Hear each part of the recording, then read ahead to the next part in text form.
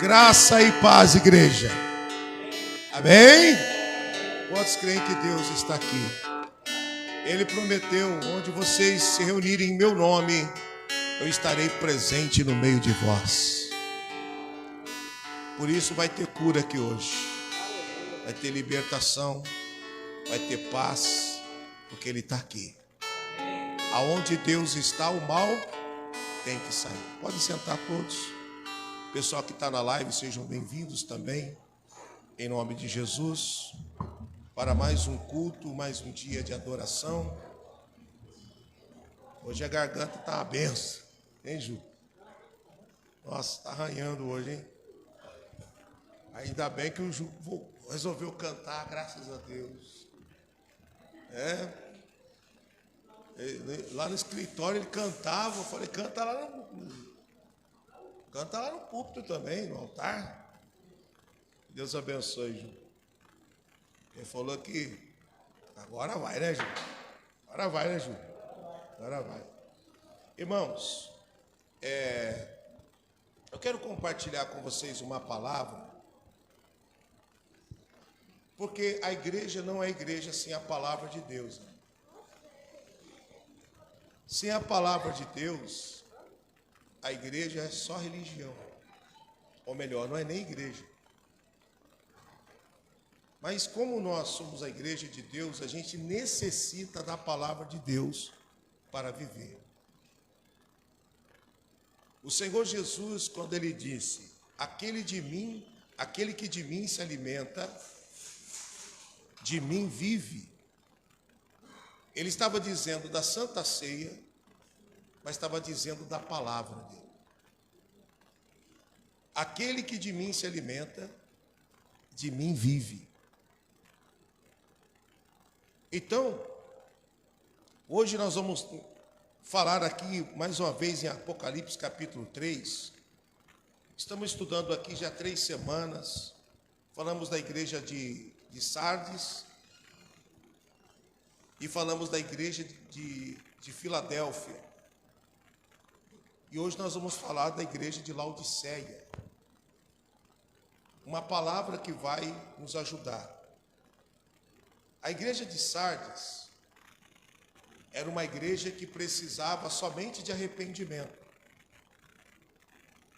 e de colocar em prática aquilo que eles já tinham aprendido. Quem lembra disso? Lembra-te atentamente do que tens ouvido e recebido. Então a igreja de Filadélfia, de Sardes, ela só precisava colocar em prática o que ela já sabia. Deus não queria nada mais daquela igreja. Aquela igreja ia bem em tudo, menos a igreja não praticava arrependimento.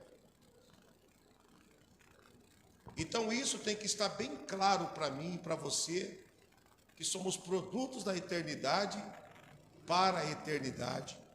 Amém? Se nós somos um produto da eternidade, nós temos que dar legalidade, crendo, para a eternidade agir. Existem coisas dentro de nós que só a eternidade pode fazer, e você precisa dar esta legalidade. Como que eu dou legalidade, pastor? Crendo, caminhando com Deus. Então a igreja de Laodiceia, versículo 3, vamos recapitular. Lembra-te, pois, do que tens ouvido e recebido, guarda-o e arrepende-te. A igreja de Laodiceia precisava de guardar o que eles tinham ouvido e recebido, precisava lembrar, porque a lembrança ajuda a gente a permanecer em Deus. Por isso a Bíblia diz, não se esqueça das maravilhas que fez o Senhor teu Deus. Por isso que a Santa Ceia é um ato de memória, em memória de mim, porque lembrar do que foi feito, lembrar do amor de Deus, nos ajuda a prosseguir. E ela precisava de arrependimento. A igreja de Filadélfia, o Senhor Deus, Ele já falou para aquela igreja, eu conheço as tuas obras, E ele diz assim, e quem está falando com a igreja é o santo, o verdadeiro, e que tem a chave, que abre ninguém fecha, e que fecha ninguém abre. Eu conheço as tuas obras, e eis que pus diante de ti uma porta aberta que ninguém pode fechar. A igreja de Filadélfia, ela não entendia que a porta já estava aberta. Então Deus mandou uma palavra para a igreja de Filadélfia. Uma palavra assim, está sendo liberado para vocês, abrindo o vosso entendimento. Eu tenho a chave. E além de eu ter a chave, eu coloquei diante de vocês uma porta aberta. A igreja não sabia que ele tinha a chave. E a igreja não sabia que a porta já estava aberta. Então o que Deus fez para a igreja de Filadélfia? Deus revelou para aquela igreja a vontade dele. Então a revelação é Deus abrindo o entendimento da igreja.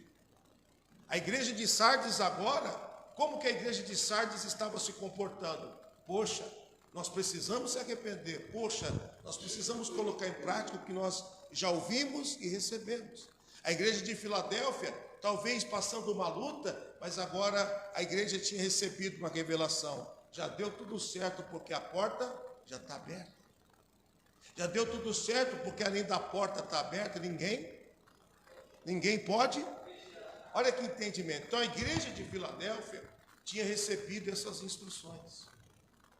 E todas as vezes que acabava, que Deus ministrava a mensagem, a revelação para a igreja, ele coloca no final: aquele que tem ouvidos, ouça o que o Espírito diz. Então era o Espírito Santo que estava ministrando a igreja e dando para ela aquela revelação. Então agora as igrejas tinham tido revelações. Então quando alguém da igreja de Sardes pecava, eles já sabiam: olha, a gente tem que lembrar do que foi ministrado e arrepender. Quando a igreja de Filadélfia estava marchando e enfrentasse uma luta, ela já tinha entendimento: a porta já está aberta, eu preciso só continuar indo. Olha que interessante quando a igreja tem o entendimento. Amém? Então nada mais Apocalipse 3 nada mais é do que Deus revelando para a igreja coisas que a igreja precisava entender. Agora nós vamos ver aqui o versículo 10, nós lemos a semana passada, e eu quero continuar a partir do versículo 10 agora, ainda para a igreja de Filadélfia. A Bíblia diz assim, o versículo 9 é o finalzinho do versículo 9, a parte final, e a Bíblia diz assim: eles vão vir para que venham e adorem prostrados aos teus pés. Lê comigo: e saibam que olha que interessante, a igreja de Filadélfia estava recebendo esta informação: eu tenho a chave, eu abro, ninguém fecha, eu já coloquei uma porta aberta e ninguém pode fechar, e eu quero que os outros saibam que eu te amo. Irmão, que maravilha, que palavra é essa? Esta palavra é para hoje, é para a nossa vida, é para a nossa igreja, é para os seus filhos, é para os nossos filhos. Então Deus está dizendo: a porta está aberta, e eles vão saber que eu te amo. Irmão, quando eles veem os nossos testemunhos, quem crê?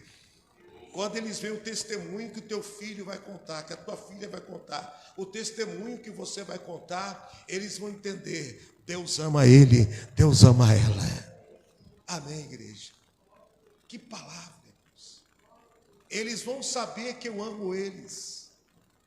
Na hora da luta, a gente vê que Deus ama a gente. Deus é tão bom que Ele começa a movimentar a eternidade. Deus ele é tão bom que Ele começa a movimentar o reino dEle. Eu gosto muito daquilo que aconteceu com Mardoqueu, um homem de Deus, um homem de oração, um homem que ensinou a Esther no caminho do caminho de Deus. Ele acreditava tanto na multiforme graça de Deus, que ele chegou para Esther lá em Esther 4,16, se não me engano. Ele diz: Esther, Você está aí como rainha. Quem sabe Deus não te colocou aí por causa da luta que os judeus estão passando. Mas deixa eu te contar uma coisa, Esther. Se de todos você aí não fizer nada como rainha, se de todos você não fizer nada como uma mulher que entrou na política, que tem autoridade política, se você não fizer nada, Esther, eu quero dizer uma coisa para você: se de todos te calares, o socorro e o livramento virá de outra parte para os judeus. Deus estava dizendo o seguinte, através de Mardoqueu, e esta é uma instrução muito importante para nós. Deus está dizendo o seguinte: olha, eu faço todas as coisas, eu uso quem eu quiser, mas se eles se calarem, eu não me calo, eu continuo fazendo. Então o Mardoqueu, ele acreditava na multiforme graça. Um dia o Amã, um dos homens que tinha mentalidade nazista como o Hitler, ele queria matar todos os judeus. Ele chama Amã. Isso está escrito aqui no livro de Esther. Ele quer matar os judeus, ele faz uma lei para matar os judeus. E aí ele faz uma forca para matar Mardoqueu primeiro. Só que aquele que vai na frente, aquele que ama a igreja, como nós acabamos de ler aqui, o versículo de número 9, vamos ler de novo o versículo de número 9, a parte final, para que venham, ele falou assim: eis que farei que venham e adorem prostrados aos teus pés, e saibam que eu te amo. Deus está dizendo, a sinagoga de Satanás vai cair prostrado diante da igreja, e eles vão saber que eu amo a igreja. Então Deus, ele mostra o amor dele para Mardoqueu. O rei Assuero está lá na cama dele, daqui a pouco o rei perde o sono. Aí ele pega o livro das crônicas: eu estou sem sono, vou dar uma lida, né? Vou dar uma lida. Rico é assim, né, irmão? Perde o sono, vai ler. Pobre vai comer. Estou sem sono, vou procurar alguma coisa na geladeira, um restou um té. É claro que é brincadeira. Então o rei foi ler. E quando ele pega o livro das crônicas. Irmão, até para pegar o livro das crônicas, Deus, ele direcionou o rei para pegar o livro das crônicas. E o rei lê lá: olha, Mardoqueu me salvou minha vida. Quem que é esse Mardoqueu? Olha Deus agindo. Ele pergunta: quem é Mardoqueu? Ele salvou minha vida, está escrito aqui no livro das crônicas. O que era o livro das crônicas? O livro das crônicas era o livro da ocorrência. É o BO de tudo que acontecia lá no reino. E tinha tanto boletim de ocorrência no livro das crônicas, tinha tanta história. Mas Deus, irmão, mandou o rei ler a história certa para aquele dia. Aleluia. E ele lê lá que Mardoqueu tinha salvo a vida dele. Ele chama os meninos, os empregados, os eunucos, e diz: o que vocês fizeram por Mardoqueu? O que vocês fizeram para ele? Ele salvou minha vida, não fez nada para ele. Então amanhã vocês vão honrar esse cara, para que saibam que eu te amo. Eu não saí de Apocalipse não, irmão, está aqui, versículo 10. Para que saibam que eu te amo. Aleluia. Isso é muito forte, irmãos. O seu testemunho vai mostrar que Deus te ama. Nós estamos fazendo um ato profético aqui de quarta-feira, aonde eu pedi para todo mundo escrever aqui nesses pedidos somente aquilo que você acha que é uma casa impossível. Pastor, eu não tenho dinheiro, o médico diz que não tem jeito, o remédio não está, e tal. Eu quero, pastor, isso aqui é só milagre. Eu pedi para os pessoal escrever aqui, eu deixo aqui no altar e estou orando, porque eu creio em milagres. Se nós somos a igreja de Deus, nós precisamos obrigatoriamente crer que Ele é o Deus de milagres. E aí, pessoal, no outro dia, ele chama o Amã, o cara que queria matar o Mardoqueu, e fala assim: cara, eu preciso honrar um cara. E ele pensou que era ele. Olha para você ver o que Deus faz. Eu vou fazer para Mardoqueu como se fosse fazer para mim. É assim que Deus faz, irmão. Tem pessoas que vai fazer para nós como se estivesse fazendo para eles. Receba esta palavra. Eles vão bolar uma honra tão grande. Eles vão bolar uma bênção tão grande. Porque eles estão pensando neles. Aí Deus falou, agora você vai e semeia na vida do outro. Foi o que aconteceu com o Mardoqueu. O Amã foi chamado. Amã, vem aqui, preciso falar com você, porque você é o homem da nossa confiança. O que você acha que a gente tem que fazer para um homem que você quer, que o rei quer honrar? Ele falou, ele deve estar pensando em mim. Faça isso, rei. Coloque as suas roupas nele. Olha só, roupa de rei. Ô rei, faz mais, coloca no teu cavalo. Prepare uma cerimônia top. Coloque ele em cima do teu cavalo e mande desfilar com esse cara, para todo mundo saber que o senhor está honrando esse cara. Boa ideia. Very good. Boa ideia. Maravilhoso. Oh. Então faça isso com Mardoqueu. Olha que interessante, irmão. O cara que queria matar o Mardoqueu foi o cara que preparou a honra para Mardoqueu. Você está entendendo? Não vamos sair de Apocalipse, não. Vamos ver o versículo 9, a parte final. Para que saibam que eu te amo. Já era para ter dado glória a Deus, irmãos. Para que saibam que eu te amo. O que aconteceu no outro dia? O Mardoqueu. No outro dia, o Mardoqueu. O rei descobre que tem uma forca para Mardoqueu e que Amã tinha feito. O Amã foi enforcado na forca que ele tinha preparado para Mardoqueu. Pastor, Deus não é amor? Deus é amor, irmão. Mas também a Bíblia diz que ele é um Deus de vingança. É juízo de Deus. Por que Jericó foi destruída? Lá tinha criança. Por que Jericó foi destruída? Lá tinha velhinhos. Lá tinha pessoas doentes. Porque Deus resolveu fazer lá o juízo dele. Então, quando Deus ele quer realizar o juízo, ele faz o que ele quiser, com o que ele quiser. E a gente tem que entender que Deus tem um juízo dele, pronto, e acabou. Não tem maldade em Deus. Tem bondade e tem juízo. Muito bem. Versículo 10. Como guardaste a palavra da minha paciência, também eu te guardarei na hora da tentação, que há de vir sobre o mundo, para tentar os que habitam na terra. Ele falou, porque você guardou a minha palavra vai guardar você na hora da tentação. Qual a lição? Diga comigo, quem guarda a palavra é guardado pela palavra. Então nós que guardamos a palavra de Deus é a nossa garantia na hora da tentação. Quando Jesus ele foi tentado lá no deserto, o que ele usou para vencer a tentação? O que ele usou?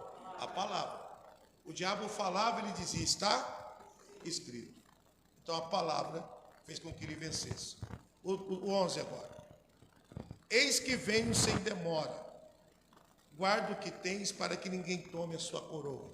Irmão, esta palavra é profética. Na hora que chegar o tempo da provação, chamado o período de tribulação,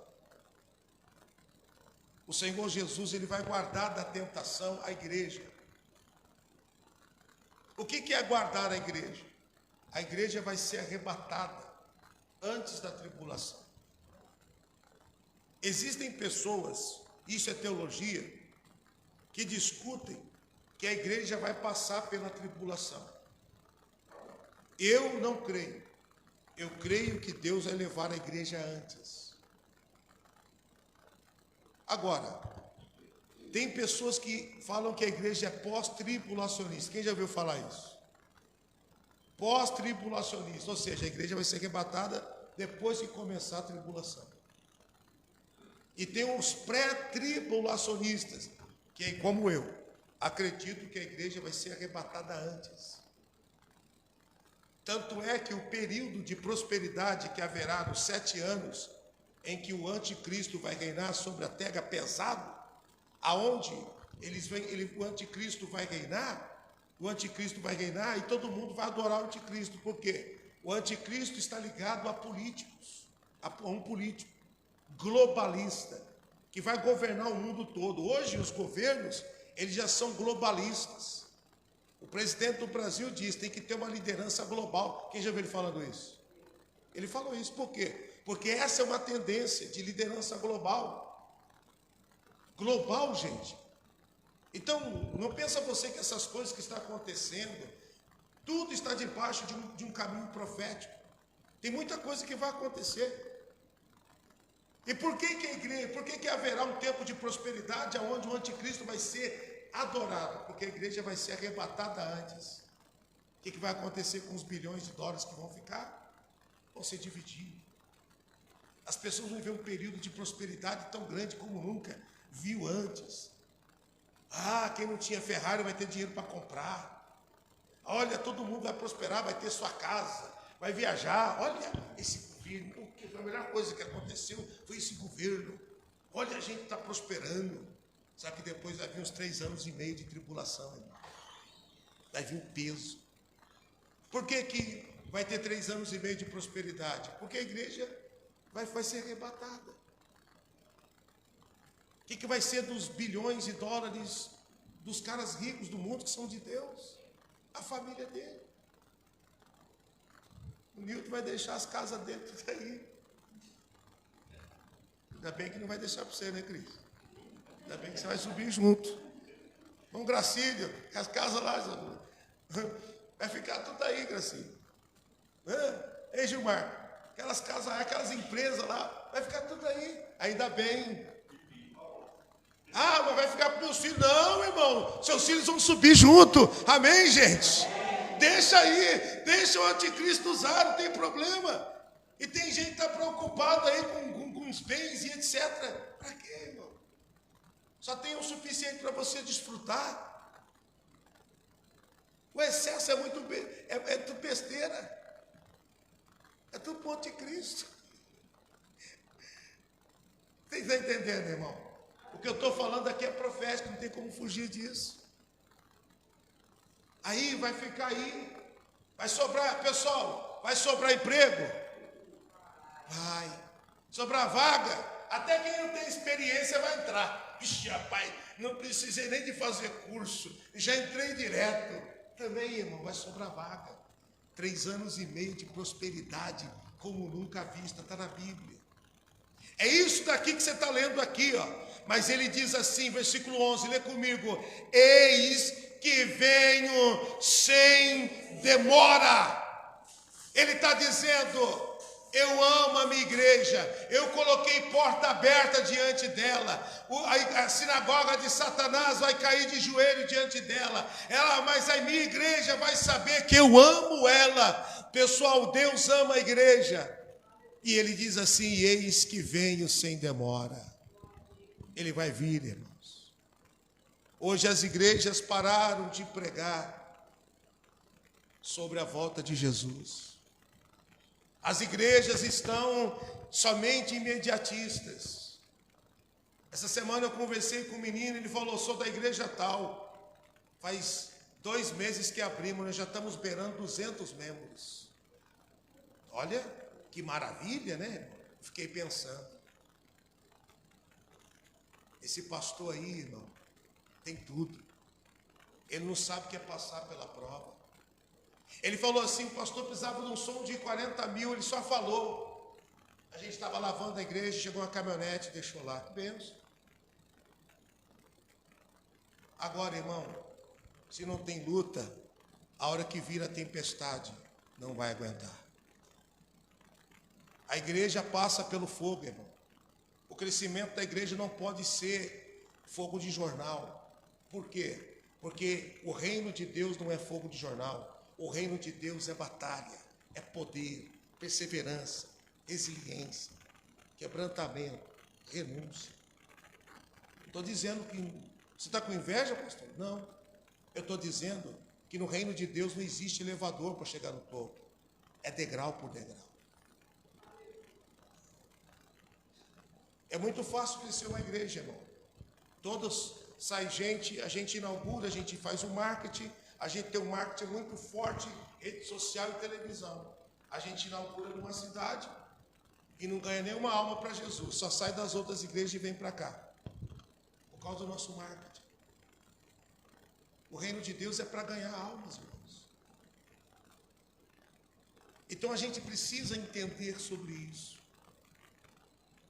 A igreja vai passar pela tribulação. E quem não tem a palavra? E aí? Você viu o versículo 10? Porque guardaste a minha palavra, eu também te guardarei no dia da tentação. Quem não guarda a palavra, o dia da tentação ele está frito. Olha o versículo, ele está dizendo: eis que venho sem demora. Jesus vai voltar, e como que ele vai encontrar uma igreja? Cheia de pessoas ou pessoas cheias? Então Deus ele não quer uma igreja cheia de pessoas, Ele quer uma igreja de pessoas cheias, porque são esses que vão subir, são esses que vão morar com Ele, são esses que vão para Nova Jerusalém. São esses que vão, que são amados. São esses aí que a sinagoga de Satanás vai prostrar diante deles. São esses que vão experimentar o amor de Deus. Amém, igreja? Amém. Eu só estou pegando uma instrução aqui para poder ensinar a igreja. Olha o versículo 11. Eis que venho sem demora. Guarda o que tens, para que ninguém tome a tua coroa. Não é só frequentar um lugar, não é sobre frequentar um lugar, é sobre guardar o que você tem recebido. Olha que a instrução é parecida com a igreja de Sardes. A igreja de Sardes recebeu: olha, lembra-te, pois, do que tens ouvido e recebido. E a igreja de Laodiceia, Deus falou a mesma coisa: guarda o que tens para que ninguém roube a tua coroa. Irmão, a gente precisa ter vigilância. A gente precisa ter constância, porque nós temos uma coroa que precisa ser guardada. Porque ela pode ser tomada. Está escrito aqui. Então, se a gente não se posicionar como igreja, o que adianta a gente receber uma coroa e ela ser roubada? O que adianta a gente frequentar um lugar e quando Jesus voltar, a gente fica aqui para experimentar o sofrimento do anticristo? Nossa, pastor, mas eu quero ficar aqui. Quem sabe eu consigo uma Ferrari. É o meu sonho. O meu sonho é morar na Nova Jerusalém, irmãos. De quem é também. Você está doido? Aqui tudo é transitório, temporal, irmão. Nós estamos envelhecendo. As lutas vão continuar até o dia que a gente partir daqui. A gente vai conquistar algumas coisas, mas é temporal. Alguns conquistam algumas coisas, deixam para os filhos multiplicam, e tem gente que luta, deixa para os filhos, um mês depois que o pai, um ano depois que o pai e a mãe morreu, já acabou tudo. Anos e trabalha. Por quê? Porque aqui é temporal e momentâneo. E nós estamos aqui como igreja, preparando a nossa alma para a vida eterna. Nós vamos morar lá, igreja. Então Deus estava dizendo para a igreja de Filadélfia, que era uma igreja que estava recebendo uma palavra profética sobre a volta de Jesus, e essa palavra profética, ela continua até hoje. Eis que venho sem demora, guarda o que tens. Ele está dizendo: eu vou voltar. Hoje é dia de Santa Ceia aqui na igreja. A Santa Ceia é profética. A Santa Ceia é um culto de lembrança. Está nessas duas palavras. Está na igreja de Sardes. Lembra-te, pois, atentamente, que a Santa Ceia é um ato de memória. Em memória de mim. É um ato profético, até que eu venha. Então, está nessas duas palavras, tanto a palavra ministrada à igreja de Sardes, quanto a palavra ministrada à igreja de Filadélfia. Amém, irmãos? Versículo 12. A quem vencer, eu farei coluna no templo do meu Deus, e dele nunca sairá. Aleluia. Escreverei sobre ele o nome do meu Deus e o nome da cidade do meu Deus. Lê comigo. A nova Jerusalém, que desce da onde? Do céu do meu Deus, e também o meu novo nome. O Senhor Jesus, lendo esta palavra, olha como que é profética esta palavra. Está falando da volta de Jesus. Está falando que é a palavra que vai te guardar no dia da tentação. Está falando para você guardar o que você tem. Por isso tem que ter vigilância. Está falando para você não esquecer do que você ouviu e recebeu. Colocar em prática, praticar arrependimento. Dar prioridade ao Senhor. Buscar a Deus. Não deixar Deus para segundo plano. Guarde o que você tem. E aí ele está dizendo aqui, a Bíblia está dizendo aqui que vai ter a nova Jerusalém. Que vai descer da onde, gente? A nova Jerusalém que desce do céu. A igreja vai ser levada para a glória, com o corpo glorificado. Como que vai acontecer isso, pastor? Os que morreram em Cristo, os que dormem em Cristo, né? Como diz o apóstolo Paulo, os que morreram em Cristo, a Bíblia diz que eles ressuscitarão primeiro. Meu amigo, quando Jesus for voltar, vai ter uns rebuliços aí no cemitério. A Bíblia diz que o mar devolverá os seus mortos. E aqueles corpos serão corpos glorificados. Ou seja, Deus vai glorificar o corpo. Ou seja, aqui nós temos um corpo físico. E depois nós vamos ter um corpo glorificado. E a Bíblia diz que os que morreram em Cristo vão ressuscitar primeiro. E com Ele, aleluia, e com Ele vai vir buscar a igreja dele aqui. Eles vão vir, e a Bíblia diz que nós vamos encontrar com Ele nas nuvens. Irmão, todo mundo vai ver isso.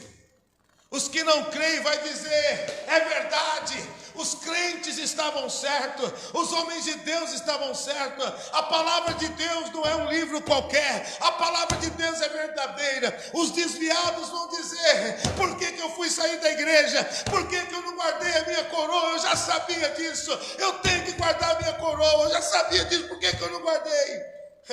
Porque foi desobediente. O que aconteceu com a coroa? Foi roubada. Perdeu tempo. Ah, não precisa ir na igreja, não. Agora eu sou a igreja. Está uma moda agora, eu sou a igreja. Não, irmão, você não é igreja, não. Você é templo do Espírito Santo, sim. Mas você não é a igreja. Você é pessoal. Você é parte da igreja. Porque a igreja se reúne. Você é parte da igreja. Você é membro do corpo de Cristo. A igreja é o corpo.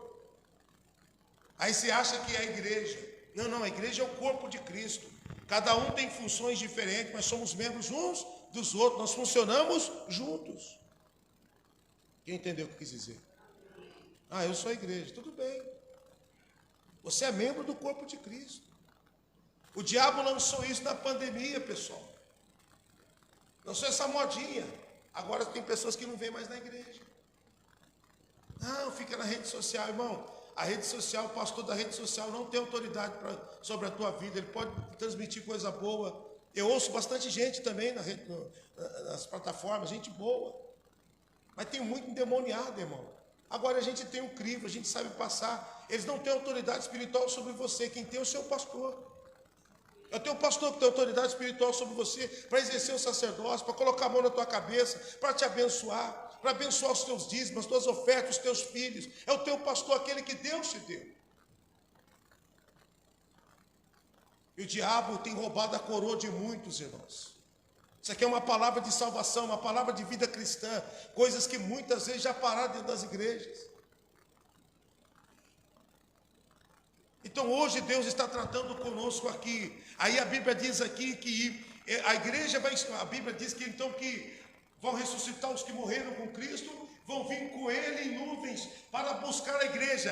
E Ele vai vir, pessoal, e nós vamos subir. Eu vou subir. Quem vai também? Diga, eu vou subir. Senão a gente já pode desistir já desse negócio aqui. Se não for a vida eterna, pode subir todo mundo aqui para casa, vai comer churrasco, vai para a piscina de domingo, vai viajar. Esquece a igreja. Se não for a vida eterna, não adianta a gente estar aqui, irmãos. Isso aqui não é só para cura, não é só para bênção financeira, não é só para conseguir porta de emprego, resolver os problemas que nós temos com a justiça. Isso aqui é uma porta de salvação, de vida eterna. Amém, igreja? Quem está comigo aí, diga glória a Deus. É isso aí. E a Bíblia está dizendo então que depois Ele vai trazer para cá. A igreja vai subir. Ele vai preparar uma nova Jerusalém. A gente vai estar andando lá na Nova Jerusalém. E a Bíblia diz que a Nova Jerusalém vai descer aqui para a terra. Aí a Bíblia diz que vai ter um novo céu e nova terra. Irmão, vai ter um céu diferente desse aqui, ó, que você está vendo. Vai ter nova terra, as coisas vão mudar. A Nova Jerusalém vai descer lá do céu. Aleluia, vai descer. E a gente vai descer com ela, que a gente vai subir. Diga, eu vou subir. Depois eu vou descer. Ah, credo, pastor. Não, é isso mesmo. Vamos ler de aqui? Já vou terminar. A parte finalzinha aqui do versículo 12. A Nova Jerusalém, o nome da cidade do meu Deus. A Nova Jerusalém. Que vai fazer o quê? Que desce do céu do meu Deus e também o meu novo nome. Você sabia que Jesus, que Deus vai ter um novo nome? Pastor, sei não. Está escrito aqui. Nova Jerusalém e Deus vai ter um novo nome. Não me pergunte, porque tem coisa que não está revelada. Isso a gente vai saber só depois, irmãos. Quem está entendendo? Hoje é um dia de Santa Ceia aqui na igreja. A Santa Ceia não é um instrumento de Deus de acusação. A Santa Ceia não está aqui para dizer, olha, você que pecou, não coma. Não, a Santa Ceia não tem esse objetivo. A Santa Ceia tem o objetivo de mostrar para você que foi feito algo na cruz por você.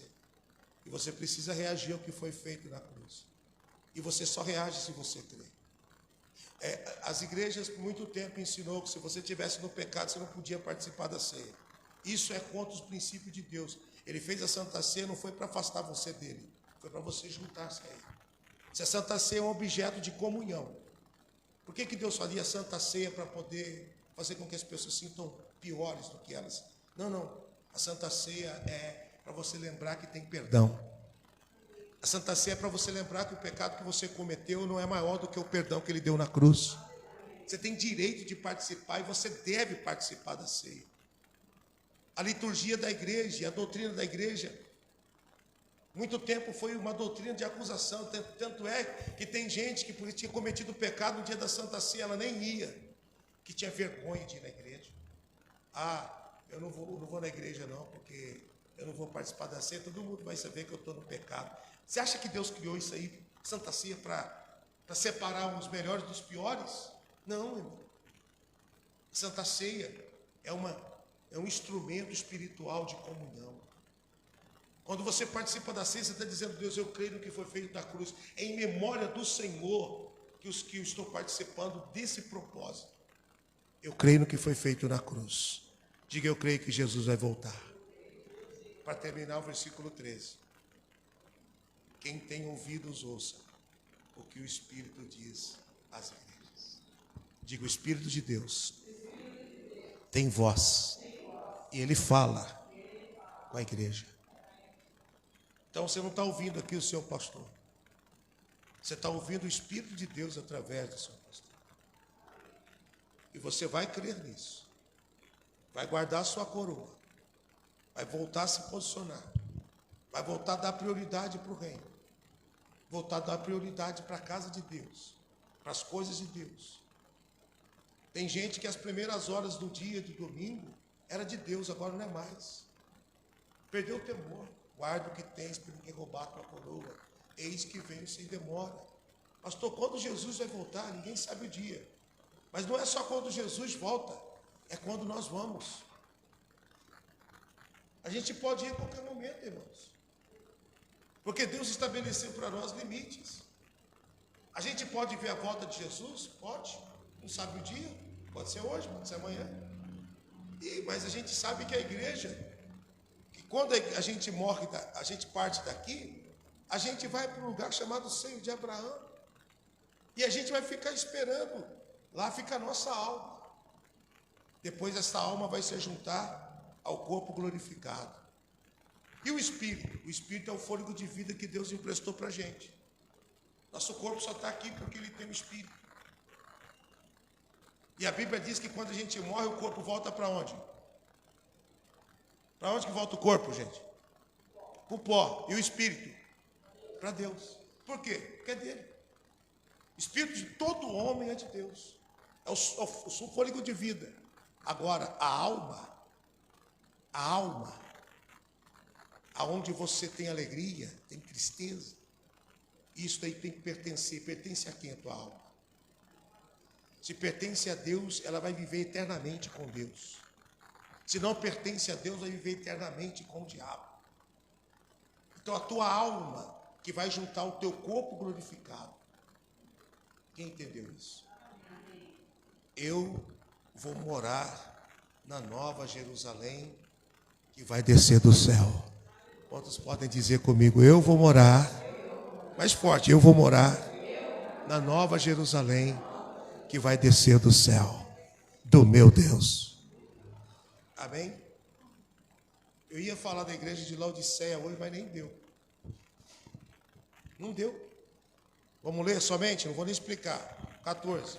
E ao anjo da igreja que está em Laodiceia escreve: isso diz o Amém.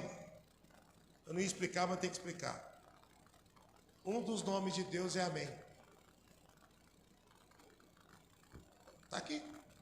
Isso diz o Amém, a testemunha fiel, verdadeira, o princípio da criação. Olha os nomes de Deus. Amém, testemunha fiel e verdadeira, princípio da criação de Deus.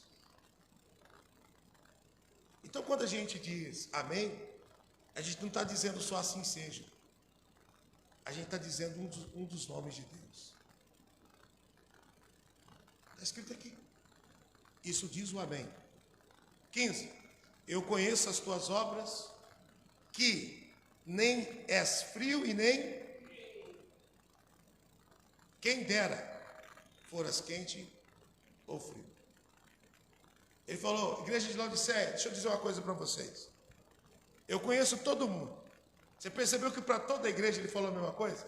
Eu sei as tuas, sabe tudo. E aí, para cada igreja, ele foi ministrando. E ele falou para a igreja de Laodiceia: igreja de Laodiceia, vocês estão em cima do muro. Vocês não é quente nem frio. Vocês são morno.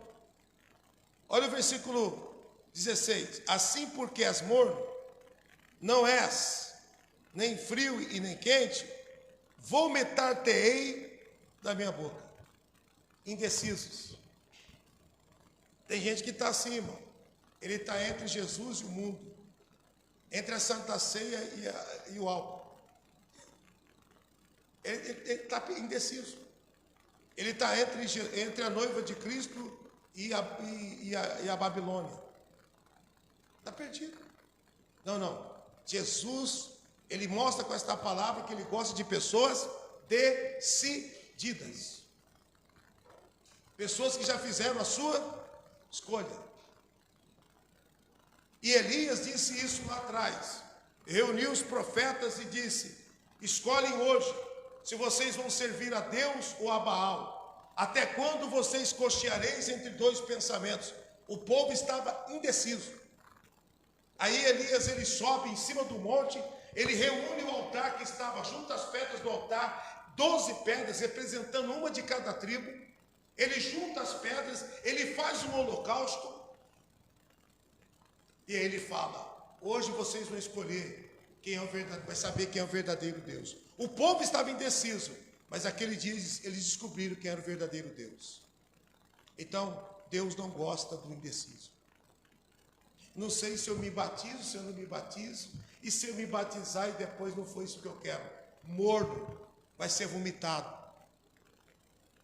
Deus não tem compromisso com você. Vai ser vomitado. Ele tem nojo de pessoas assim. Ele ama, mas ele não tem compromisso com você. Tudo que você vai fazer para Deus, que você tem dúvida, você é morno. Você tem que entender que você decidiu por Deus e é por Deus que você vive. Ele diz: aquele que por mim vive, de mim se alimenta, de mim vive. Você está achando que vai fazer falta para você, às vezes fica com medo de ofertar, de dizimar, medo de fazer aquilo que Deus mandou, morno.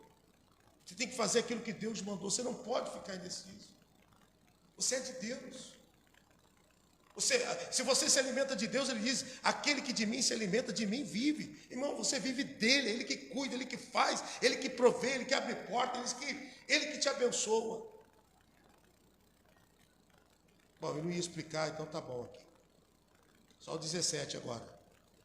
Como dizes, sou rico, estou enriquecido, de nada tenho falta. E não sabe que és um desgraçado, miserável, pobre, cego e nu. Nossa, nós estamos arrebentando, mano. Nós temos tudo. Nós temos os melhores templos, nós temos os melhores carros, não falta nada para a gente. Está escrito aqui, ó: sou rico, estou enriquecido, não tenho falta de nada. Você acha que Deus não está comigo?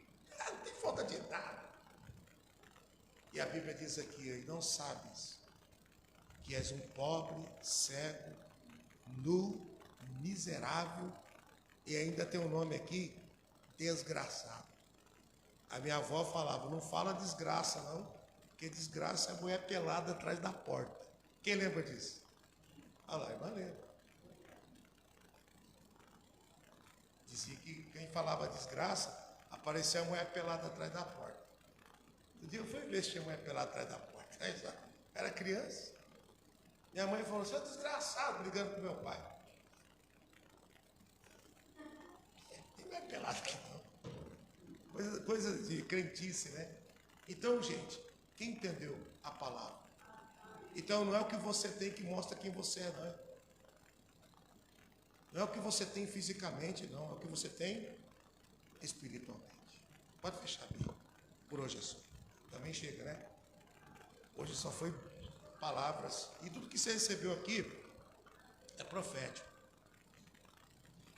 Amém, gente? Amém. Nós vamos participar da Santa Ceia. A última Santa Ceia do ano. Vai ser uma grande bênção em nome de Jesus. Pessoal que está em casa, que Deus abençoe a sua vida, a sua casa, a sua família. Deus possa te abençoar e te honrar. Que Deus possa te fortalecer. Se você está em casa e quiser ajudar o nosso ministério, e quiser enviar a tua oferta, o teu dízimo, nos procure, manda uma mensagem para a gente que a gente vai passar o número do Pix para você, para a gente poder, o número da conta para você fazer a sua semeadura. Que Deus te abençoe, no nome de Jesus.